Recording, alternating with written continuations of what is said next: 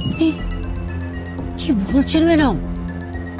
Sir এখানে এই ঘরে? আপনি কি বলছেন ম্যাডাম? না না, আপনার কথা ভুল হচ্ছে। এই ঘরগুলো তো আমাদের লেবারদের জন্য। এই যে আশেপাশে যত প্রজেক্ট দেখতে পাচ্ছেন না, এগুলো সবই আমাদের স্যারের প্রজেক্ট। মানে? মানেটা আমি বলছি। অ্যাকচুয়ালি এদের কিনেছি একটু অন্য কারণে। আর তোমাদের মতো বিশ্বাস লোক আছে বলেই তো আমি আছি, তার জন্য আমাকে সাইডে আসতে হয় না। আর এই ম্যাডামকে দেখছো, এই ম্যাডামকে এনেছি আমি ভালো মন্দটা যাচাই করার জন্য। ভালো মন্দ যাচাই মানে? হ্যাঁ, ভালো মন্দ যাচাই। আচ্ছা রিয়া, আমায় যে তুমি বিয়ে করেছো, সত্যি কি আমায় ভালোবেসে, নাকি আমার বিষয় সম্পত্তি ব্যাংক ব্যালেন্স দেখে? রাজ, তুমি ভুল ভাবছো। আমি তোমাকে ভালোবেসেই বিয়ে করেছি, কিন্তু তুমি আমাকে মিথ্যে কেন বললে?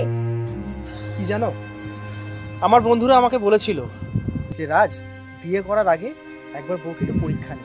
আর তোমার যখন পরীক্ষা নিলাম, তোমার আসল চেহারাটা, আসল রূপটা কাঁচের মতো স্বচ্ছ। যে তুমি আমাকে নয়, তুমি আমার সম্পত্তির জন্য আমাকে ভালোবেসেছো। রাজ, আমার ভুল হয়ে গেছে। আমার যা বোঝার হয়ে গেছে বোঝা। আর হ্যাঁ মৌ ম্যাডাম, তুমি একটু আগে কি বলছিলে? আপনার বাড়ির কাজের লোক এরকম ঘরে থাকে না, আপনার বাড়ির বাথরুম নাকি এর থেকে অনেক বড়। হতেই পারে, কি জানেন, এই পৃথিবীতে এখন অনেক মানুষ আছে যারা এনাদের মতো, এখনো পৃথিবীতে হাজার মানুষ এরকম ঘরে থেকে দিনে রাত্রে কষ্ট করে অন্ন জুটিয়ে খাচ্ছে, তারা খুব শান্তিতে আছে। তাদের কাছে এই ঘরটা কিন্তু মন্দির। হ্যাঁ, তোমাদের মতো না এত ছোট মন এদের নয়। হ্যাঁ, এদের মনে অত বড় অহংকার নেই। রাজ, আমার ভুল হয়ে গেছে, প্লিজ আমাকে তুমি ক্ষমা করে দাও। আমি শোন না রিয়া, আমার না একটা দরকারি কাজ পড়ে গেছে, আমি আসছি, কেমন? তোর কথা বল।